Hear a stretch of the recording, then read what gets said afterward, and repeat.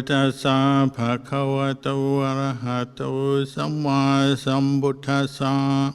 Namo Tassa Bhagavato Arahato Samma Sambuddhassa. Namo Tassa Bhagavato Arahato Samma Sambuddhassa. Buddhang Dhammang Sanghang Namasami.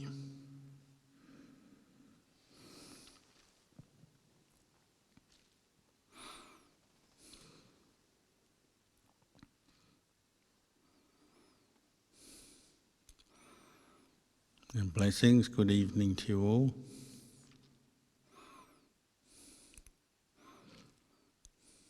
This is the katina season after the 3 months annual rains retreat.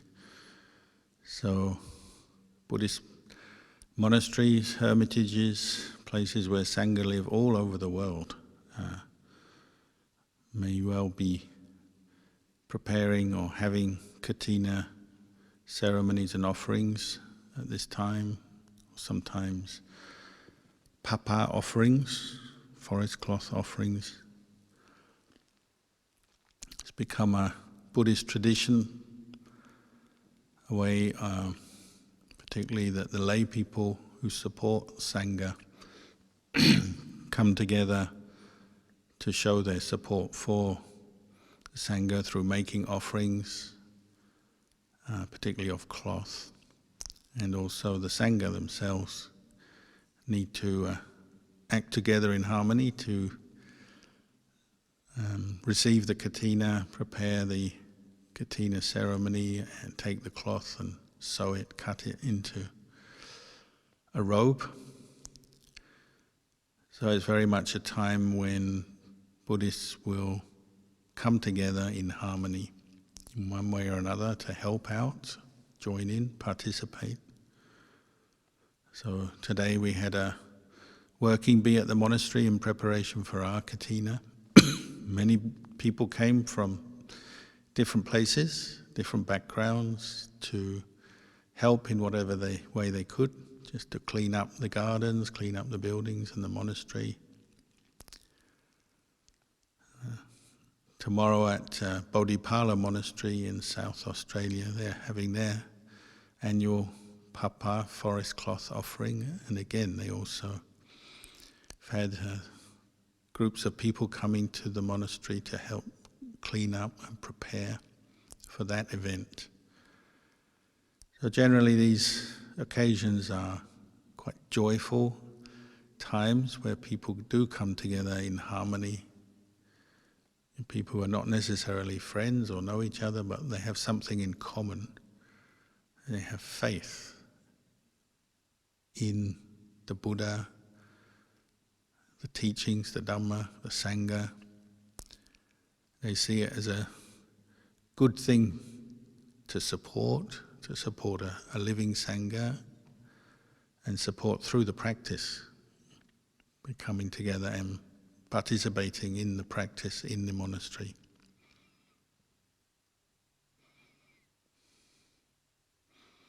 It tends to be a time, because people have faith and they're coming together with a common goal, very wholesome, good states of mind arise in people's minds. They're practicing generosity, kindness, sacrifice for their own practice and also for the community as a whole, not just for the current community, but for future generations as well. So people's hearts and minds tend to be bright, wholesome. Nobody forces anyone to come to a monastery, even though there is a certain organization in Buddhism like in other religions, and that sometimes puts people off. But it's all based on your faith, your own interest. Participation is voluntary because you see the value of joining in, whether it's in acts of generosity, helping out, or coming to meditate or learn the Dhamma. And people see the value of that.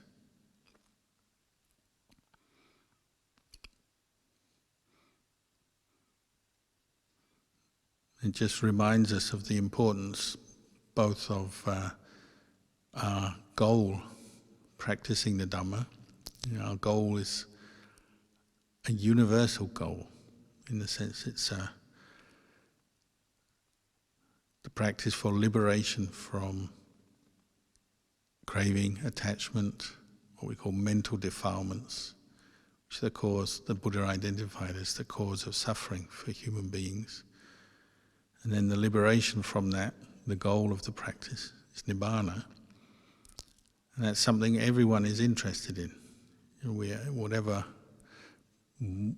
whatever level we participate in the monastery, the activities, the practices, we all have one common thread between us, and that's that we all aspire to Nibbana, to realize enlightenment, following in the footsteps of the Buddha.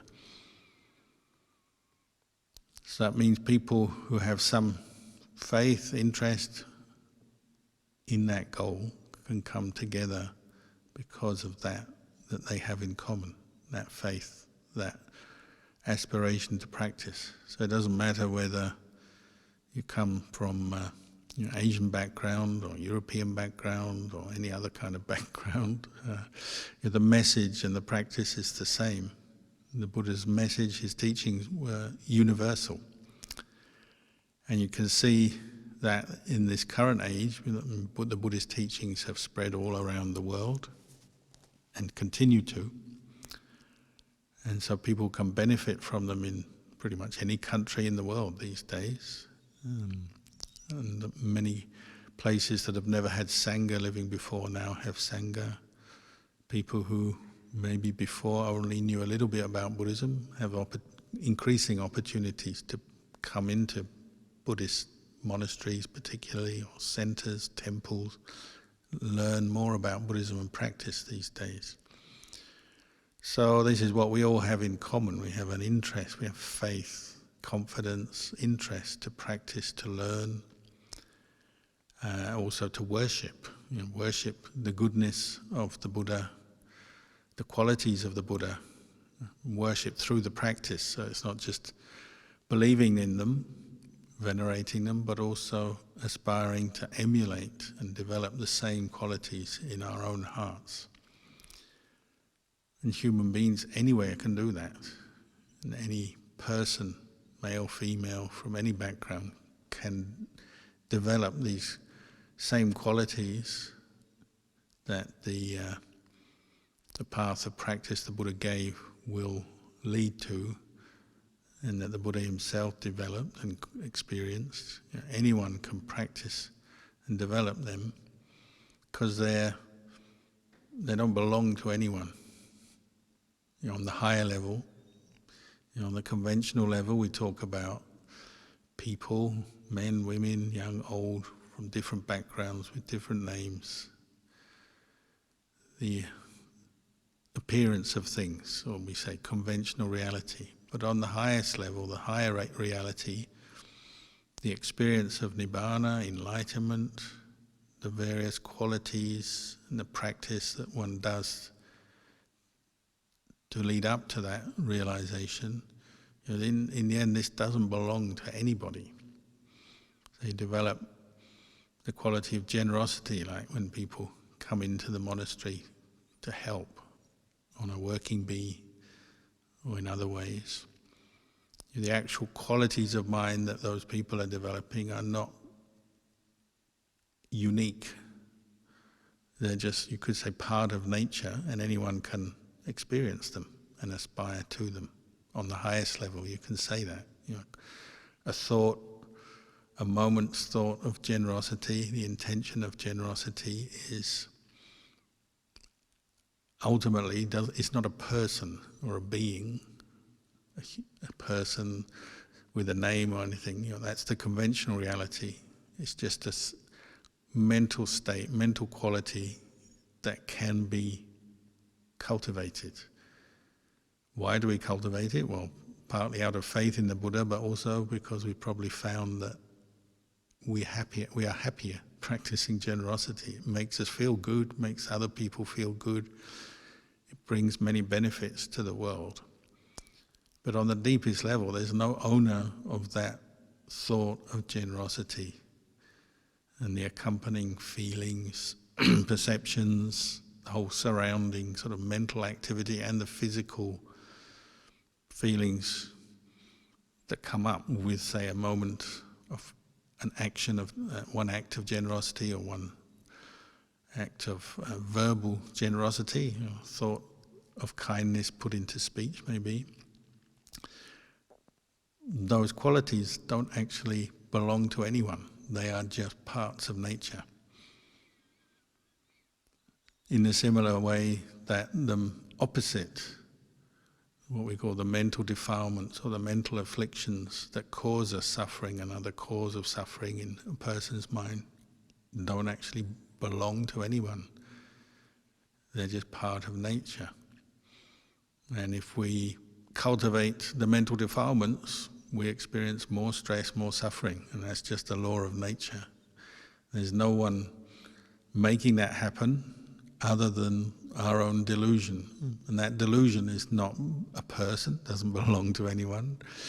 On the conventional sense, it is, of course. We say, my anger, my greed, my delusion, my stinginess, my selfishness.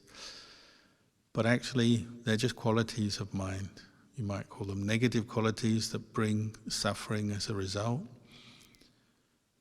But it's because good and evil, good and bad, wholesome qualities, unwholesome qualities don't belong to anyone. They're not intrinsic to the mind. Then they can be developed, they can be cultivated or abandoned. It's possible. If these things were just fixed as part of our personality, who we are all the time, with no opportunity to change, then the way of practice would be closed off. We wouldn't be able to practice what the Buddha taught. People couldn't get beyond the conditioning effect of good and evil or wholesome, unwholesome mental states. Nibbana would be impossible.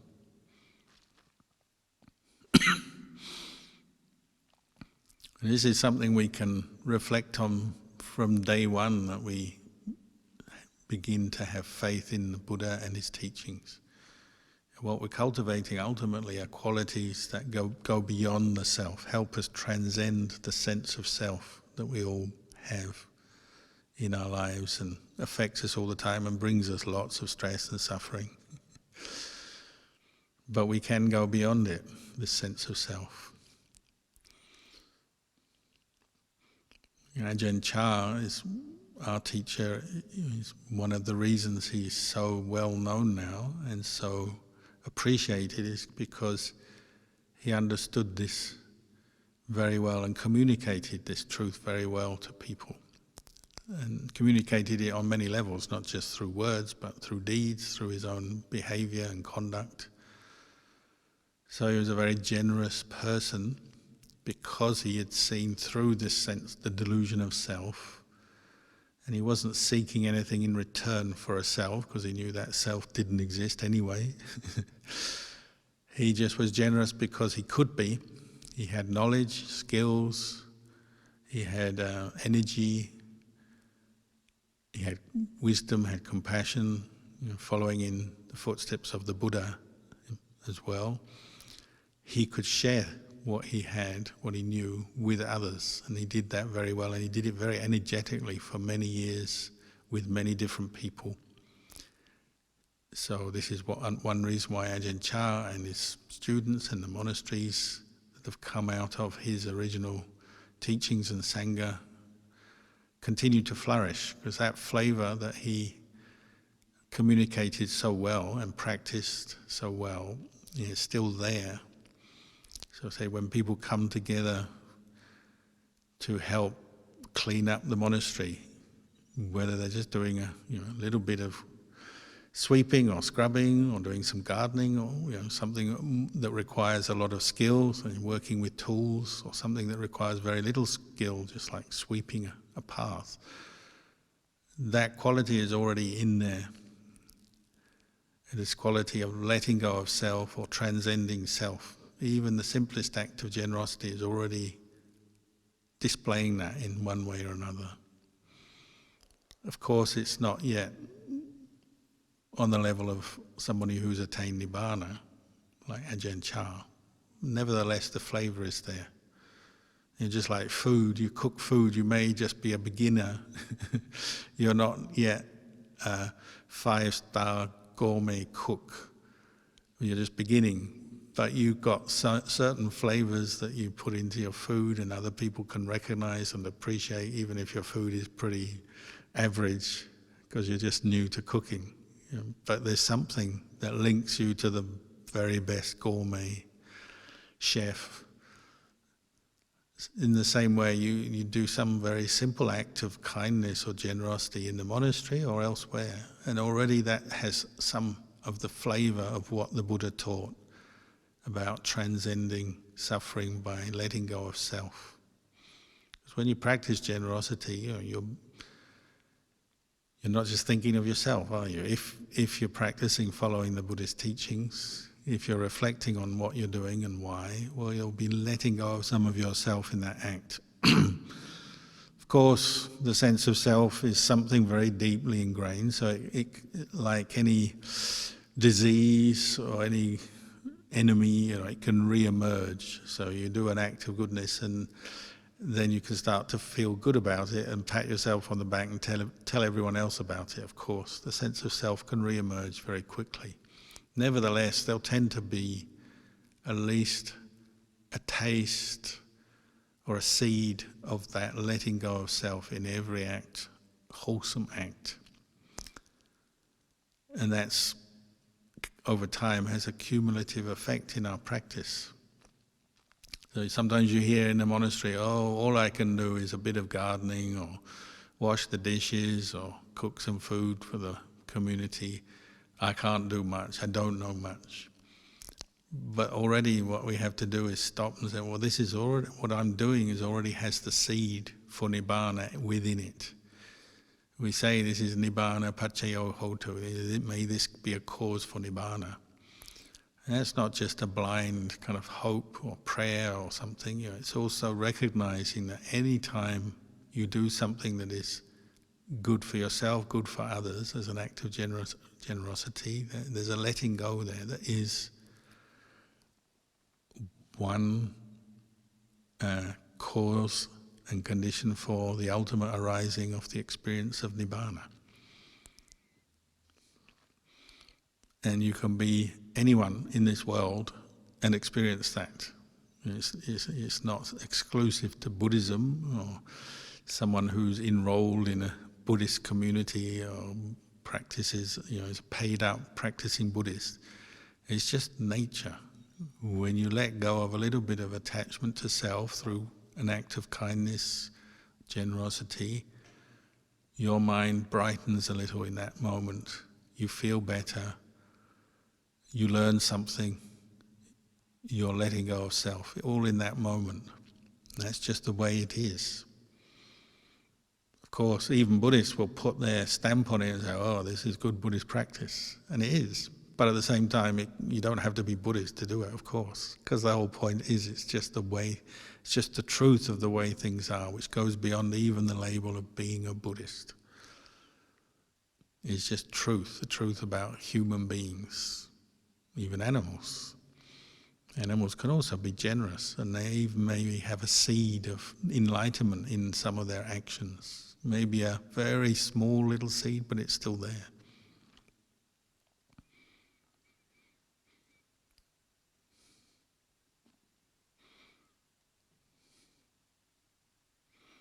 So whether we're sweeping the leaves, washing the dishes, or in the midst of a meditation retreat where we're developing many hours a day of states of samadhi and practicing our vipassana and letting go of every bit of self that emerges into our experience. It's all part of the practice leading to the end of suffering. And so we shouldn't overlook even the tiniest act. When I first went from Ajahn Chah's monastery to Ajahn Mahabua's monastery, so the contemporary teachers both considered to be enlightened, living in Thailand. And Ajahn Mahabua asked me, where am I from? And I said, I'm from Ajahn Chah's sangha, he's my teacher. Ajahn Mahabua, one of the most famous enlightened monks in Thailand, straight away started to praise Ajahn Chah, our teacher, as somebody who was kind and generous. Didn't talk about enlightenment, he didn't talk about samadhi or vipassana, he just said, Ajahn Chah is such a kind, generous monk.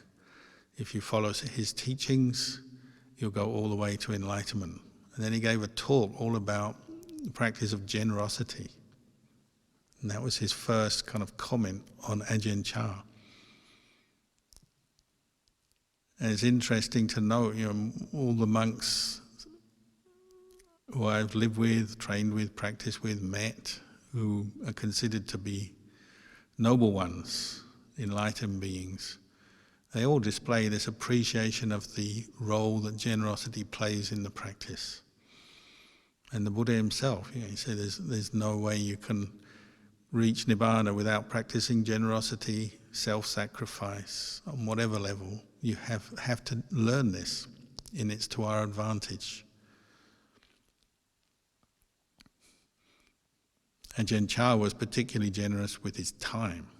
He would teach, and then he'd share his knowledge out of compassion. He'd teach people, he'd give them words of encouragement, words pointing to the truth, pointing out their mistakes, their delusions, giving them words of encouragement, giving them compassion when they need, but particularly his time and energy devoted to sangha and laity, teaching, leading in the practice. Some enlightened teachers are very good at sharing material things. So Ajahn Mahabua is well known because he was so well supported and he didn't need funds for himself or his monastery. His monastery was always a very simple one, simple wooden meditation hall that had been there for many years, simple buildings. So he channeled immense amounts of money back into the society of Thailand, supporting so many different charitable projects, building hospitals, even prisons, dogs' homes, even putting gold back into the national treasury. Every practitioner practices and displays their generosity in different ways. But it's there, it's in the flavour of Buddhist practice, it's this giving back to, giving to, supporting good things in the world. And it fulfills many functions. When you practice generosity, you're gaining yourself, because you're letting go of some of your attachment, your mind brightens, and other people gain. So we say win-win situation. And now they've done lots of research on Buddhist monks, and what the researchers love to do, when they get them in the MRI scan or the whatever machine it is, they say, do your compassion meditation now, or have a thought of generosity, and they measure the brain lighting up, and they say, yes, we can see this is good for human beings. The neural pathways open up because of this generosity. It's like detox for your brain, that's the only way they can explain it with the machines, the physical side of us, the brain, the nerve system, the neural pathways open up for the better, good things happen. On the level of the citta, consciousness, it's harder to see, but anyone who meditates will also be aware on that intuitive level, the deeper level, that when you practice generosity, you're shedding greed, anger and delusion in that moment. The sense of self is being shed, let go of. The more you do it, the better you get at shedding the mental imperfections, the mental defilements, the afflictions. And it's not the whole of the path, but the flavour stays with you right through the path. So whether it's an absolute beginner on the Buddhist path, or it's someone who's already enlightened, that flavor stays, the flavor of sharing, letting go, flavor of harmony as well. Like today, it's nice to see so many people from so many different backgrounds working together in harmony. Harmony is another factor in our practice. The sangha, all the practice that the sangha do is, one part of it is to develop harmony so you can live together peacefully, successfully, so you can get on with your individual practice. They work together, they support each other. Your individual practice supports the benefit of the group, and the benefit and the harmony of the group supports your individual practice. So harmony is another thing you gain from the practice of generosity, kindness.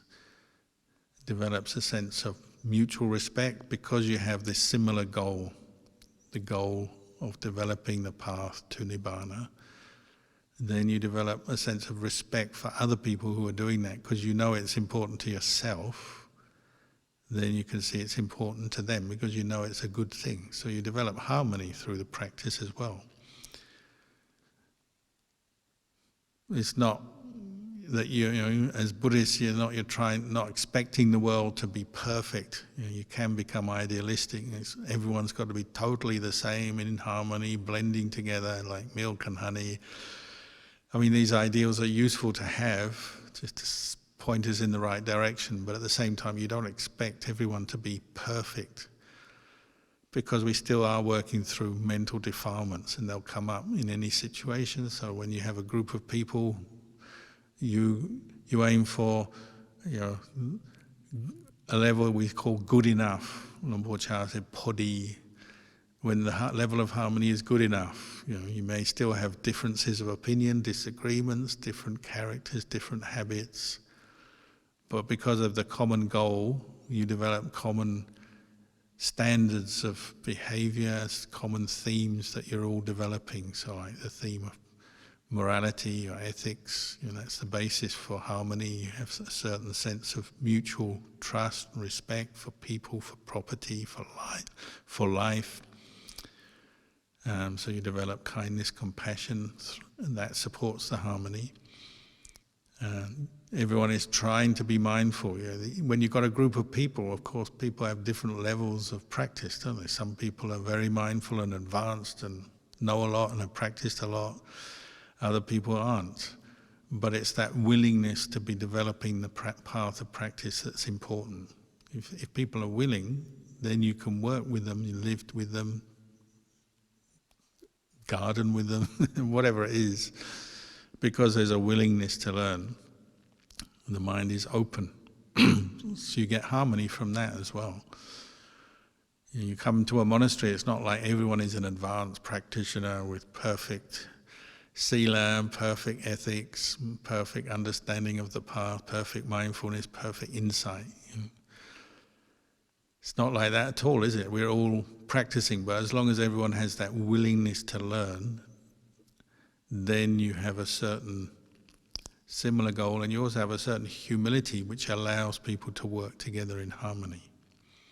If one is too proud, too conceited, or too arrogant, then it doesn't work, does it? People are not willing to respect each other. They can't act together, cooperate together very well. So this is something, again, very special in Buddhist monasteries in particular, and not the only places in the world where you see this, but you'll find it, just this sense of harmony for the higher goal and willing to sacrifice time, energy, put aside even deeper attachments like a sense of pride, conceit, willingness to set that aside to practice.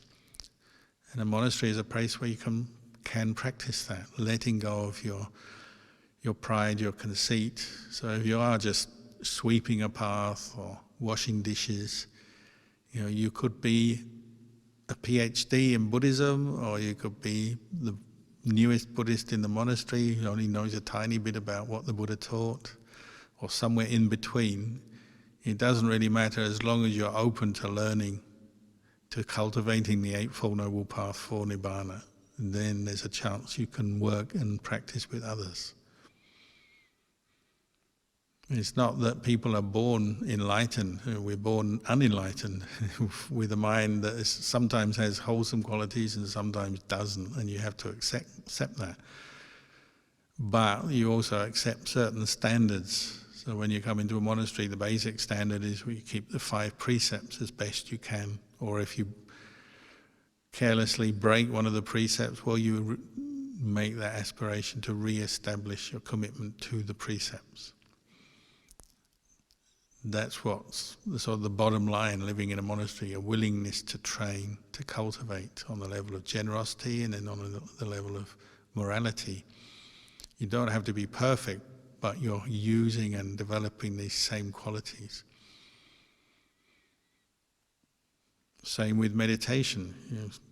You get a group of people meditating in a monastery together. There'll be some who maybe are quite experienced. They know how to maintain mindfulness on an object, so they can develop some samadhi, states of calm, peace. And then there'll be some who are totally fresh, totally green, and just learning how to do it. But we all support each other, because if we're not yet arahants, enlightened beings, well, there'll be moments where we sometimes lose our mindfulness or get caught into a wrong view or an attachment, and that can be the case whether you're a new beginner or all the way up towards Nibbana. So one has to have a certain humility to practice and recognition that we're working with a sense of self on so many levels. And sometimes we have to be humble and recognize, still getting it wrong, still attaching to my pride, looking around at other people, comparing or looking down on sometimes.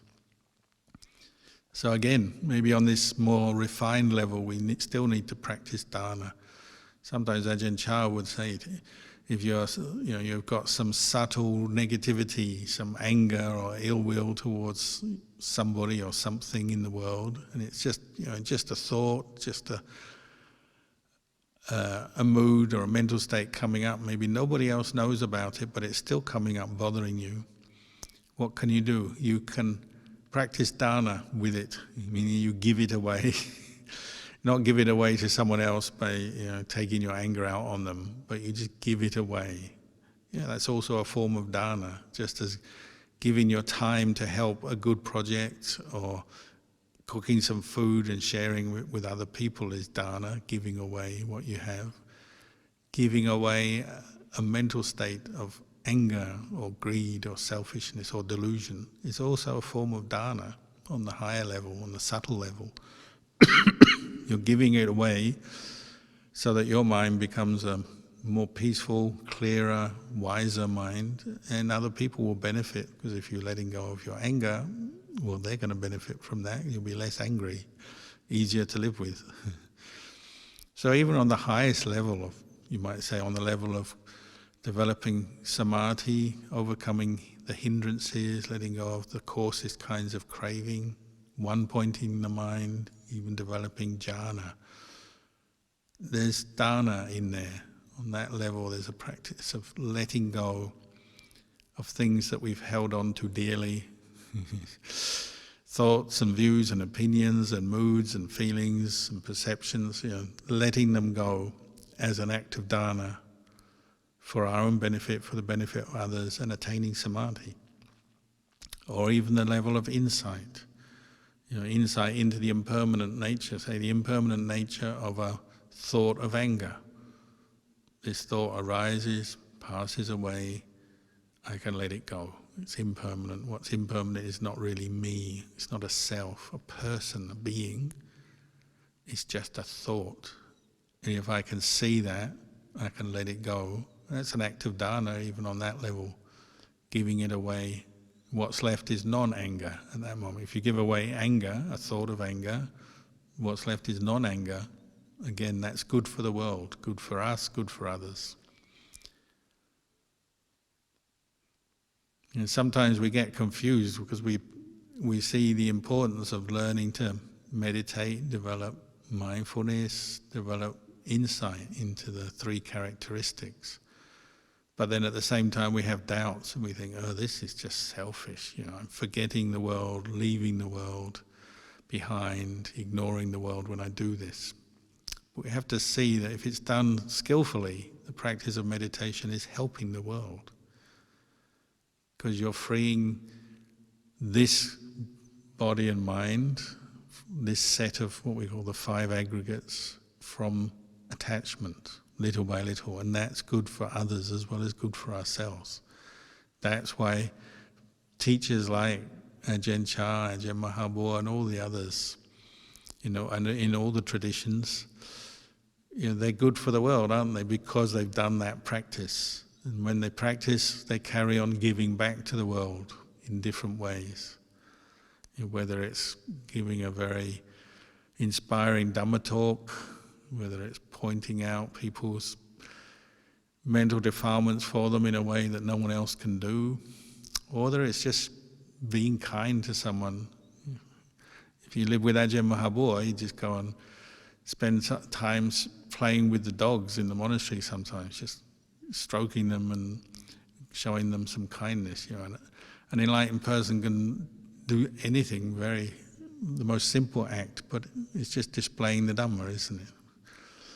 Ajahn Chah would be quite happy to sit and talk with anyone if they happen to come to the monastery seeking teaching. He could, whether they're from a local village or a well-to-do, wealthy businessman or a government official from Bangkok, he would share his time with anyone. Ajahn Mahabua the same.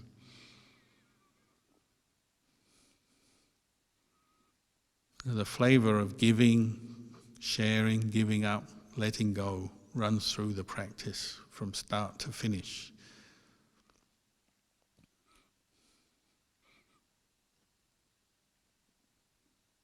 If you keep that in mind, then as you keep practicing, then the mind inclines towards letting go all the time. So let's say you practice your dana, done your working bee, washed the dishes, helped out, then when you go and sit meditation, you may be physically tired, and that's another obstacle to work through, isn't it? Physical tiredness.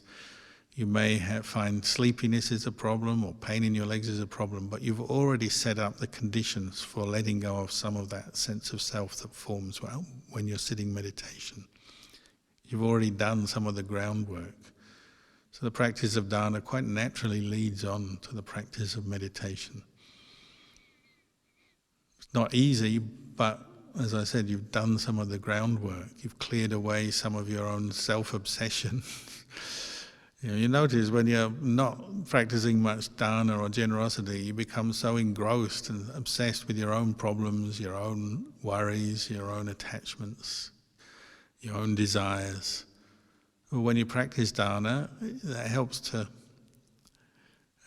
disperse some of that self-obsession. So then when you meditate, practice mindfulness, it's easier. And of course, when mindfulness arises, so you're practicing mindfulness of breathing, mindfulness of the Buddha, Buddhanusati, or any of those meditations, you bring up mindfulness, the sense of self dissipates for a while. The mind experiences equanimity, calm, towards all things. And the longer the mindfulness is there and the stronger it becomes, the better and the clearer that sense of equanimity becomes. And it's possible to see a thought as just a thought. Okay, it may be a good thought or a bad thought, but it's just a thought. It's just a mental state. A bit of energy with some visual image or some thoughts, some words strung together, the verbal sankhara strung together in your mind, and then they just arise and pass away. And with mindfulness you can see that. You can say, oh, this is not self. You can let it go. For the good of ourselves, the good of others. If you're inspired to practice for the good of others, well, so be it. Use that as your motivation to practice meditation.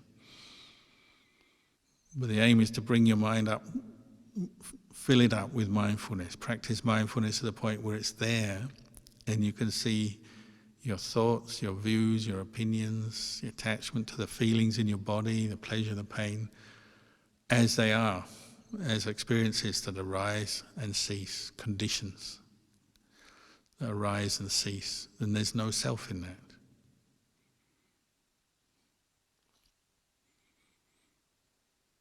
This is where real liberation takes place, isn't it?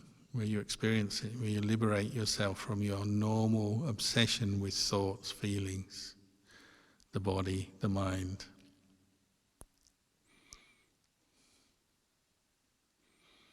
As mindfulness comes up, the mind is aware, so then you can question your experience, investigate it, question, bring up those questions. You know, what is it? What am I thinking right now? Is it useful? Is it not? What's the nature of this train of thought I'm experiencing? Whose is it? Who does it belong to? Is it good? Is it bad? How long does it last? You know, so when we're deluded, we're not very mindful. We believe everything in our experience, and we just get lost in our thoughts, our moods, our reactions. Often it's very fast, isn't it? You'll see, even when you're meditating, trying to be mindful, your thoughts come up so fast, out of nowhere, seemingly. You know, they're not coming from nowhere, they're coming from past conditioning. We've thought it before, we've created the causes, so it pops up again, but it seems so fast. And our moods and reactions to things can come up so fast, they seem to take over the mind so quickly. We often feel very helpless. But as you put effort into establishing mindfulness, you know, that sense of helplessness fades. That in itself is, you know, another sankhara, another condition of mind. It fades and you start to feel more settled, have more self-control. And you can contemplate things and see, oh, it's just another thought. And you know, that importance you usually give to every thought, every opinion, every view fades a little bit under the effects of mindfulness, and then some wisdom contemplating what's going on. And you can even question thoughts that seem very good, very smart, very wise, or really foolish, but without just getting caught into your reactions, you know, being angry with yourself for having another stupid thought, or feeling very pleased with yourself for having a really wise, insightful thought, or feeling worried about some of the thoughts that come up, that, you know, worrying about the future, imagining the worst. You know, the presence of mindfulness allows you to see things arise and cease, to question them, to learn from them, ultimately to let them go, but also to, you know, question the very things you're thinking. Am I really thinking something that's useful? Is it the truth? How often do we make mistakes in our perceptions about ourselves, our lives, other people, the world around us? You know, most of the time when we're not very mindful, we're just absorbing information from other people, what they said and did, and then thoughts, random thoughts that pop up, just believing them. And if we really want to find some deep inner peace and steadiness of mind, developing mindfulness will help that, and then questioning and investigating our experience. I remember the first time I went to stay in the forest, camping, what we call tudong, where you go and camp in the forest in Thailand. And we went to a national park where there was big forest, wild animals. And my friend put his mosquito net up in one part of the forest. I was a long way, from maybe 500 meters away, but anyway, he put his net up in one part, I was in another part. And then we came out to meet before it was dark, to have a bathe. You bathe yourself where there was some water out on the edge of the forest. Then we all went back to our places in the forest, and he went back. And between walking through a sort of, there's no real path, but just walking through the forest to his spot, it was the darkness of, you know, it was twilight. There was some light, but not very light. And he found there's this huge rock between where he was and where his camp was, where his mosquito net had been set out. He had a little mat on the forest floor. And he just stopped and said, where did this big rock come from? I don't remember this rock being here before. And he was thinking about it. How on earth can a rock come out of nowhere? And then the rock started moving. The rock turned into an elephant, which hadn't been there before, but was now right next to where he was camping. So that was it. He came back, said, I think I'm not going to camp where I camped tonight because there's now an elephant there, and elephants can be pretty dangerous, they're so big. But I remember it's just this, seeing the delusion of seeing a rock, thinking it's a rock, and then the rock moves, and it's not a rock, it's an elephant. That's going on all the time in our mind. Normally we're not encountering elephants in daily life, but there's similar things, aren't there? Seeing something that's there that's not, believing something to be true that's not, giving solidity to every feeling, every emotion, every thought. There's something real when it's not. It moves. The elephant moves, our thoughts move, our emotions change. Our thoughts come and go. States of fear, anger, worry come and go. They arise, they pass away. When there's not much awareness and not much investigation, we believe everything. We make it solid, real. And it's endless. So our life is just like one continuous chain of feeling happy, feeling sad, feeling worried, feeling greedy, feeling generous. Unless there's some mindfulness there, some awareness and investigation, and we just become all these different things, and there's always this sense of self becoming greedy, becoming angry, becoming worried, becoming sleepy.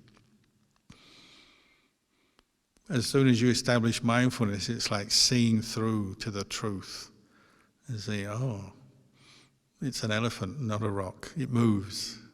That emotion you're experiencing, and the anger, the worry, it moves, it changes. And simply by establishing mindfulness, you're revealing that to yourself. You say, okay, I'm feeling very angry now, or I'm feeling tired, I'm feeling I'm very attached to something, I'm feeling I'm right.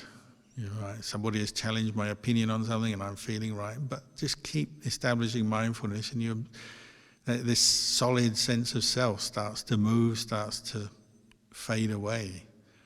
Where is it now? Where is that anger you were experiencing earlier today or yesterday? Where is it now? It's gone, it's changed. How real is it?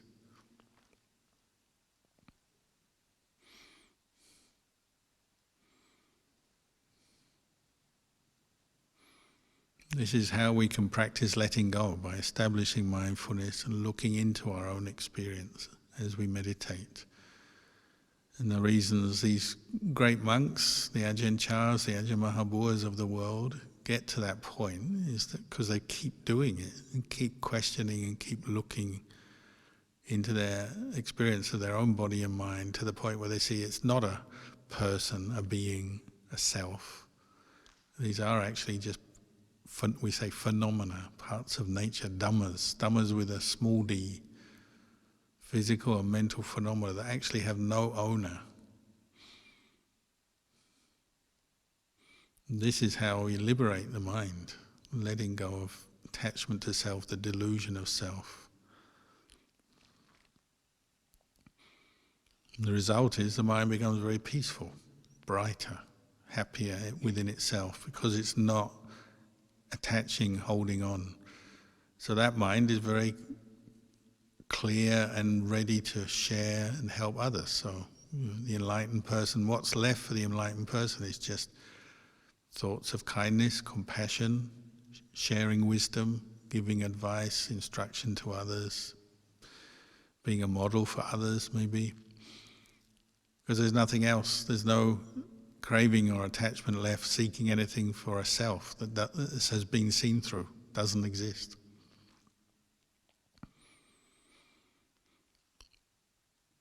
I was saying in Bodhipala monastery, one of the group of people who came to help clean up the monastery, prepare for the papa, on their way out from the monastery, they're sitting in their car going out of the driveway. They had this waft of very fragrant, scented air, and everyone in the car smelt it, like as if someone had lit some joss sticks, some incense in the car. Just for a few moments, they got this fragrance, and then it disappeared. What is that? Well, the Buddhist explanation would be the devas are giving their anumodana, their appreciation for the good that's been done. hard to explain sometimes these things. But the mind that is letting go of self is like that. When you let go of yourself, it becomes a fragrance there. It becomes something pleasant for you to be in, experiencing, and then pleasant for others.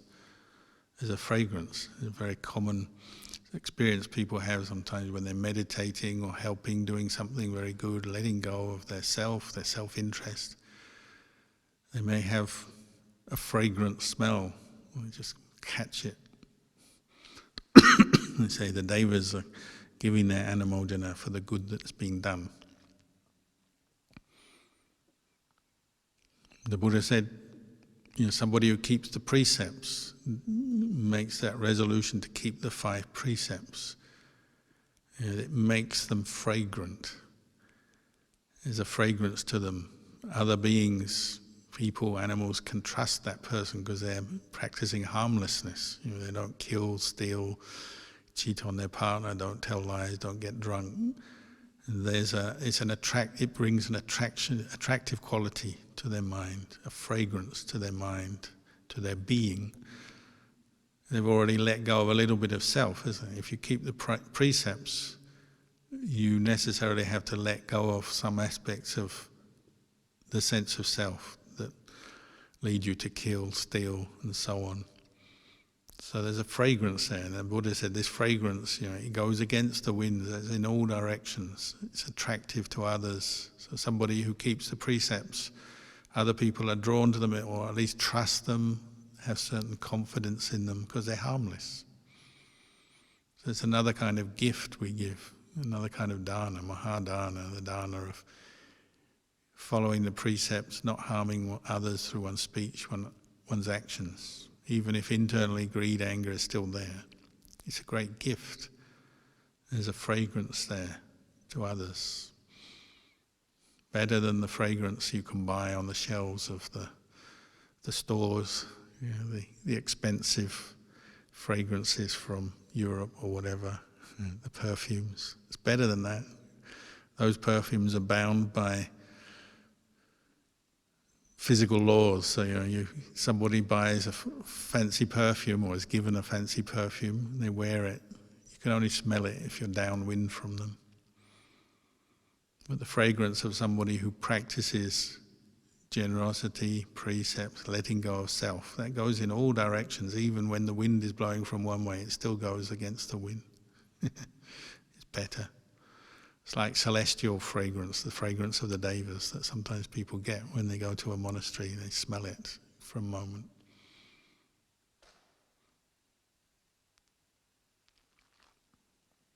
Like Ajahn Chah's body after he died, kept him in a coffin for a year. And everyone opened the coffin thinking, oh, it's going to be really smelly, dead body. It wasn't. It wasn't smelly at all. There's a certain fragrance that transcends the physical smells of the world. It's the celestial fragrance that comes from wholesome mind states, dana, sila, bhavana.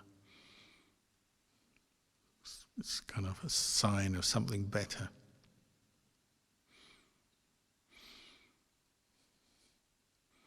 So I'll leave you with these thoughts tonight and express my appreciation to everyone who came here today to help clean up the monastery, everyone who's been helping down at Bodhipala Monastery. They have an event tomorrow. We hope their event goes well.